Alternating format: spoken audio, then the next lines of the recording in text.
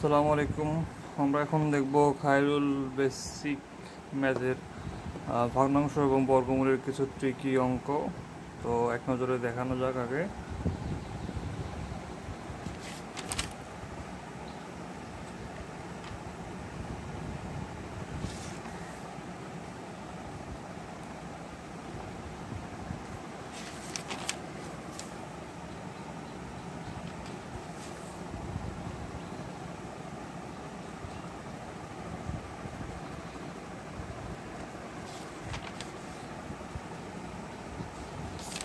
তো চলেন শুরু করা যাক। তো প্রথমে মনে রাখতে হবে, আমরা যদি কোনো দশমিক সংখ্যার বর্গমূল করি, বর্গমূলটা কিন্তু ওই সংখ্যার চেয়ে বড় হবে। যেমন সাধারণ সংখ্যার ক্ষেত্রে বর্গমূল করলে সংখ্যাটা ছোট হয়ে যাবে, কিন্তু দশমিকের ক্ষেত্রে বর্গমূল করলে সংখ্যাটি বড় হয়ে যাবে আরও তার আগের সংখ্যার চেয়ে। এরপর 37 নম্বর বলছে, একটি ভগ্নাংশের লব ও হরের পার্থক্য 2 এবং সমষ্টি 16, ভগ্নাংশটি কত? যেহেতু বলছে লব এবং হরের পার্থক্য, তার মানে লবটা কিন্তু অবশ্যই হরের চেয়ে বড় হবে। তার মানে যেহেতু সমষ্টি 16, এটা আমরা অপশন দেখে ধরতে পারি, অথবা এমনিতেও বুঝতে পারি যে হচ্ছে লব হচ্ছে 9 আর হর হচ্ছে 7, পার্থক্যতেই সমষ্টি 16 হচ্ছে। এভাবে যদি 3 ভাগের 2 ভাগ যদি বলে কখনো, তখন বুঝতে হবে যে আমাদের একটি সংখ্যা এখানে 3, অপর সংখ্যাটি 3-এর 3 ভাগের 2 ভাগ মানে 2। তো এভাবে ধরলে হবে কি, যে একটা সুবিধা হবে, আপনার ওই ভগ্নাংশ থেকেই আপনি দুটি সংখ্যা বের করতে পারছেন, এটা একটা সুবিধা হবে।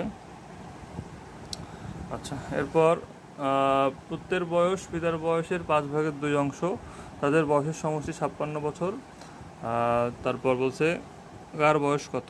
তাহলে দেখেন, একটু আগে আমরা দেখলাম যে ওই যে 3 ভাগের 2 ভাগ থেকে এখানে দেখতেছি যে 5 ভাগের 2 ভাগ আছে।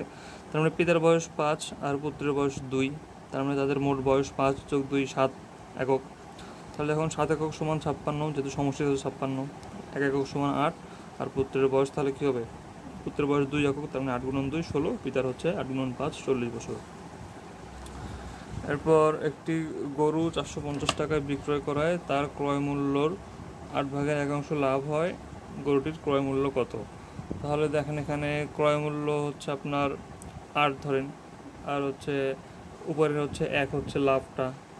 তাহলে আমরা জানি যে যদি লাভ হয়, তখন লাভের ক্ষেত্রে ক্রয় মূল্য আর লাভ যোগ করলে হয় বিক্রয় মূল্য।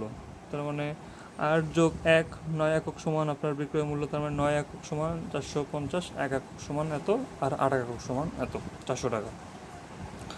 একটি নতুন বাইসাইকেলের দাম 2500 টাকা। প্রতি বছর শেষে সাইকেলটির মূল্য পূর্বতন মূল্যের 5 ভাগের 4 ভাগ এসে দাঁড়ায় তৃতীয় বছর শেষে মূল্য। তার মানে এটা দেখেন যে জাস্ট 2500 এর 5 ভাগের 4 ভাগ, 5 ভাগের 4 ভাগ, 5 ভাগের 4 ভাগ, যেহেতু আপনার 5 ভাগের 4 ভাগ এসে দাঁড়ায় প্রতি বছর শেষে, এটাই হচ্ছে অ্যান্সার। এরপর এক ব্যক্তি মৃত্যুকালে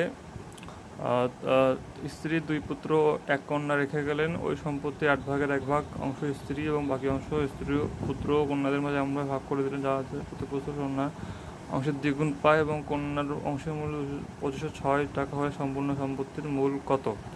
তাহলে এখন এখানে সবার আগে বের করতে হবে যে স্ত্রীকে দেওয়ার পর কতটুকু থাকে। তো 8 ভাগের 7 অংশ থাকে। এখন এই অংশটা পাবে 2 পুত্র আর 1 কন্যা। তো 2 পুত্র আর 1 কন্যা সমান 5 কন্যা। তাহলে 5 কন্যা পাচ্ছে 8 ভাগের 7 ভাগ, 1 কন্যা পাচ্ছে আপনার 40 ভাগের 7 ভাগ। তো এইটা সমান হচ্ছে আপনার 2506, যেটা আপনার কোশ্চেনে দেওয়া আছে। তাহলে 1 অংশ সমান কত হচ্ছে? 1 অংশ সমান আপনার ওই যে 2506-এর, তাহলে হচ্ছে 40 সমান 14,320 টাকা। আর অন্যভাবে যদি ভাবা যায়, তাহলে 2506 যোগ আপনার 5012 যোগ 5012, যেহেতু আপনার একটা কন্যা আর 2টা ছেলে, এজন্য ডাবল করা হলো, ইকুয়াল টু 8 ভাগের 7 ভাগ, 1 অংশ সমান এত। আচ্ছা, একটি স্কুলের শিক্ষক শিক্ষয়িত্রীদের মধ্যে, আচ্ছা অঙ্কটা হচ্ছে এরকম, পড়ে নেন। এখন বলছে যে এই অঙ্কের ক্ষেত্রে আপনাদের বের করতে হবে যে শিক্ষক শিক্ষয়িত্রীর সংখ্যা কত। তাহলে এখন এখানে আমাদের একটা যেটা ক্লু দিয়ে রাখছে, সেটা হচ্ছে শিক্ষকদের সংখ্যা 12 জন অবিবাহিত। তার মানে এখন বের করতে হবে কত অংশ অবিবাহিত। তাহলে 5 ভাগের 3 ভাগ বিবাহিত, তার মানে 5 ভাগের 2 ভাগ কিন্তু অবিবাহিত। তাহলে এখন 5 ভাগের 2 ভাগ সমান 12, এক অংশ সমান 30। তো এই এক অংশ কিন্তু আসলে পুরুষদের হচ্ছে আপনার মোট অংশটা। এখন মোট আর হচ্ছে মোট পুরুষ হচ্ছে মোট যে আপনার শিক্ষক আছে, শিক্ষয়িত্রী তাদের হচ্ছে 3 ভাগের 1 ভাগ। তার মানে এই 30কে 3 দিয়ে গুণ দিলে আপনার মোট শিক্ষয়িত্রী বের হবে 90 জন। আর এই অঙ্কটা এভাবে করা যায় যে এক্সের 3 ভাগের 1 ভাগের 5 ভাগের 2 ভাগ সমান 12, সেখান থেকে x = 90। আচ্ছা, চিত্রাঙ্কন প্রতিযোগিতায় অংশগ্রহণকারী সকল মহিলাদের 3 ভাগের 2 অংশ পুরুষদের 2 ভাগের 1 অংশের সমান হলে ওই প্রতিযোগিতায় অংশগ্রহণকারী মোট প্রতিযোগীর কত অংশ নারী। তাহলে নারীকে y ধরি, পুরুষকে x ধরি, ধরে x এর হাফ সমান y এর 3/2, এখান থেকে y এর মানটা বের করে 3x/4।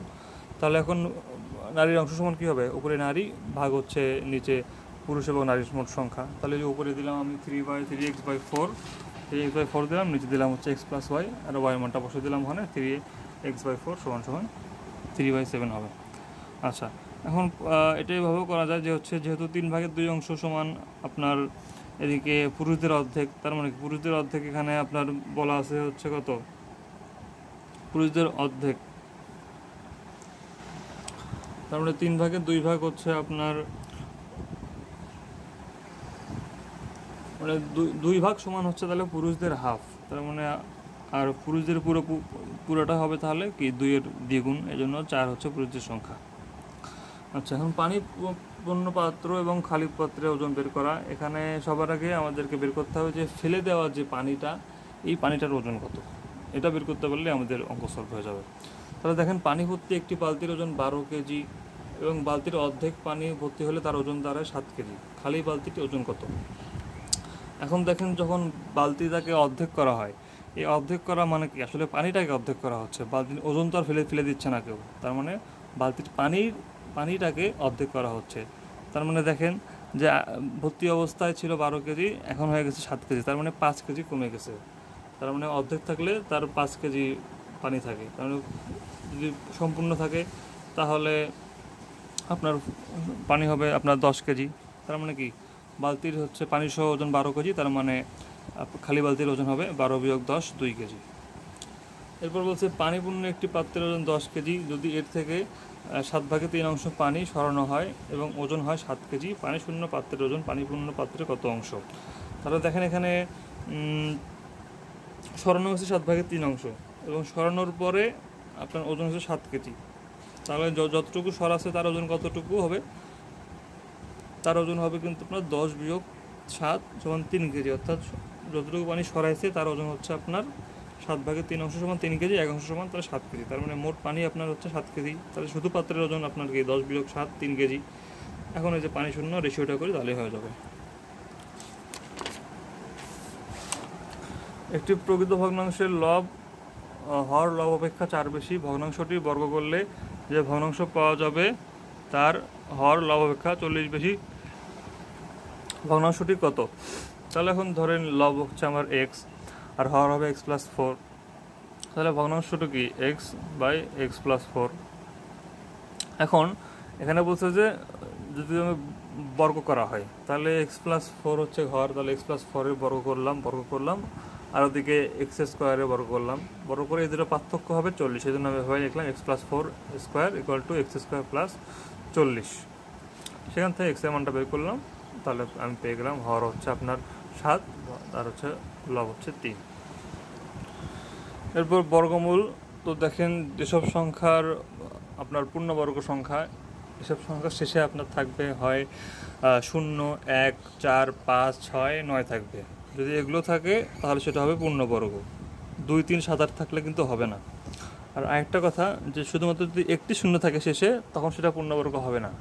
পূর্ণবর্গ হওয়ার জন্য 2টি শূন্য থাকতে হবে শেষে।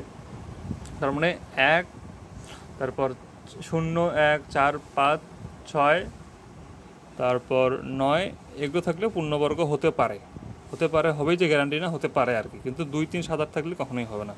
আচ্ছা, 2 এর বর্গমূল নির্ণয় যেভাবে করতে পারেন আপনারা। 2 এর পরে আপনি জোড় সংখ্যক শূন্য দিবেন, শূন্য দিয়ে এভাবে করবেন আর কি। আচ্ছা, তারপর 256 বর্গমূল 16, তারপর 17 বর্গ হচ্ছে আপনার 289, 18 324, 21 441, 22 484, মনে রাখবেন 22 484, আর 24 হচ্ছে 576, 24 576, 32 1024, আর 7 আপনার যদি ওটাকে করা হয়, ঘন করা হয়, তাহলে হবে আপনার 343, আর 8কে ঘন করা হলে 512, 9কে করলে 729, 9কে করলে 729, 8কে করলে 512, 7কে করলে 343। নিজের কোন সংখ্যা একটি পূর্ণবর্গ সংখ্যা হতে 1 কম?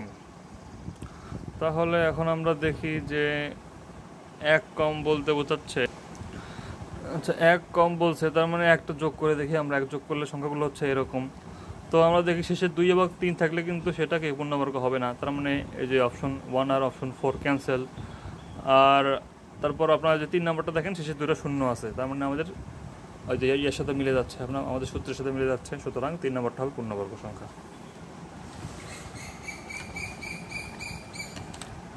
পূর্ণ সংখ্যার বর্গমূলে সংখ্যা ছোট হয়ে যায়, দশমিকের বর্গমূলে সংখ্যা বড় হয়, ঠিক আছে, এটা মাথায় রাখতে হবে। আচ্ছা, এটা দেখেন, এই যে আপনার 32 নাম্বারটা, এটা কিন্তু বেশ ট্রিকি। তো সবার আগে আপনাকে যেটা সবার উপরে থাকবে সেটা কিন্তু ভাঙাতে হবে। যেমন সবার উপরে আছে এখানে কি 3-এর ঘনটা আছে, তার মানে এটাকে ভাঙাইতে হবে। তারপর হচ্ছে আপনার হাফ যে বর্গমূলটা আছে এটা আবার ভাঙাইতে হবে। আচ্ছা, 24 টু দি পাওয়ার 5কে পূর্ণতম কত দ্বারা গুণ করলে গুণফল একটি পূর্ণবর্গ সংখ্যা হবে? তাহলে 24 5কে আমরা ভাঙালে হবে তাহলে 2 গুণন 2, এভাবে আপনি লিখতে পারেন। তার মানে এখানে দেখা যাচ্ছে যে আপনার 2 টু দি পাওয়ার 15 হচ্ছে গুণন 3 টু দি পাওয়ার 5 হচ্ছে। এখানে দেখেন দুইটাই কিন্তু বিজোড় সংখ্যক আছে, তার মানে দুটাকে জোড় সংখ্যক করতে হবে আমাকে, জোড় সংখ্যক করলে এটা কিন্তু পূর্ণবর্গ হবে। তাহলে এখন 2 টু দি পাওয়ার 1 আর ওদিকে 3 টু দি পাওয়ার 1 দ্বারা গুণ দিতে হবে, তাহলে হয়ে যাচ্ছে 2 to the power 16 R 3 to the পাওয়ার 6 হয়ে যাচ্ছে। তার মানে এই দুটো এখন কী হবে, এটা পূর্ণবর্গ হয়ে যাবে। আচ্ছা, তো এখানে একটা জিনিস দেখেন যে ভাজক জোড় সংখ্যক হবে, কিন্তু মৌলিক উৎপাদক কিন্তু বিজোড় সংখ্যক হবে, কারণ দুটা সেম সংখ্যাকে একটি উৎপাদক ধরতে হবে। অর্থাৎ আপনার যে পূর্ণবর্গ সংখ্যা সেটার ভাজক কিন্তু জোড় সংখ্যক হবে, কিন্তু মৌলিক উৎপাদক হবে বিজোড় সংখ্যক। 972কে কোন ক্ষুদ্রতম সংখ্যা দ্বারা ভাগ করলে ভাগফল পূর্ণবর্গ হবে? তাহলে আমরা এর গুণনীয়কগুলো বের করি আগে। গুণনীয়কগুলো বের করলে পাচ্ছি যে এখানে একটি 3 জোড়াবিহীন আছে, তার মানে কি ওই 3টাকে বাদ দিতে হবে আমাকে, তাহলে 3 দ্বারা ভাগ করলে আমার সংখ্যাটা পূর্ণবর্গ হবে। এটা তো পয়েন্টটা ইজি, জাস্ট বর্গ করলেই হবে। এরপর পয়েন্টটা দেখেন √150 মাইনাস √54, তাহলে এখানে আপনি এমনভাবে ভাঙতে হবে যাতে একটা পূর্ণবর্গের সংখ্যার গুণ হিসেবে সেটা আসে। যেমন 150কে ভাঙলে আমি 25 গুণন 6 লিখতে পারি, তো 25 কিন্তু আমার পূর্ণবর্গ সংখ্যা। তো আমি এখন কী করতে পারি, 25কে লিখতে পারি 5, তার মানে 5√6, আর ওদিকে আমি ওভাবেই যেভাবে বললাম যে পূর্ণবর্গ সংখ্যা ভাঙাতে হবে ওভাবে লিখতে পারি আমি 3√6, তার মানে বিয়োগ করলে হচ্ছে 2√6। আচ্ছা, এতজন শূন্য থেকে কমপক্ষে কতজন শূন্য সরিয়ে রাখলে বা তাদের সাথে কমপক্ষে কতজন শূন্য যোগ দিলে সমসংখ্যান্তরকে বর্গাকারে সাজানো যাবে? তাহলে সবার আগে এদের বর্গ করে হচ্ছে বর্গমূল বের করে হচ্ছে আপনাদের 84, বর্গমূল বের করে হচ্ছে 238, এবং অবশিষ্ট থাকতেছে 84। তার মানে এই 84 জন যদি বাদ দেওয়া যায় তাহলে এদেরকে পূর্ণবর্গে সাজানো যাবে। আবার বলছে যে কতজন যোগ দিতে হবে, তাহলে এখন 238-এর পরের বর্গ সংখ্যা কিন্তু 239। 239কে আমরা যদি 239 গুণ করি তাহলে হচ্ছে 57,121। তার মানে এই 57,021 থেকে আমাদের সংখ্যাটা যেটা আগে পাইলাম প্রশ্নের সংখ্যাটা, এটাকে বিয়োগ দিলেই পাবো যে এত যোগ করলে পূর্ণবর্গ সংখ্যা হবে, মানে ওদেরকে বর্গাকারে সাজানো যাবে। আচ্ছা, এত সংখ্যক শূন্যকে বর্গাকারে সাজাতে গিয়ে 4 জন অতিরিক্ত হয়, প্রতি সারিতে শূন্য সংখ্যা কত? আচ্ছা, তার মানে 4 জন অতিরিক্ত হয়, তার মানে ওই 4 জনকে বাদ দিলেই কিন্তু আমাদের পূর্ণবর্গ সংখ্যা হবে। সিম্পল।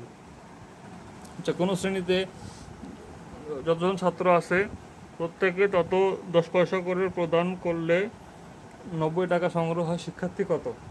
তার মানে দেখেন যে শিক্ষার্থী ধরলাম এক্স, তার মানে চাঁদা দেয় কত, তত 10 পয়সা, তার মানে কি 10x চাঁদা দেয়। তাহলে মোট চাঁদা হচ্ছে 10x গুণন এক্স, তাহলে আপনার 10x² ইকুয়াল টু 9000, তাহলে x ইকুয়াল টু 30। এটাই ছিল এই অধ্যায়ের ট্রিকি অঙ্ক।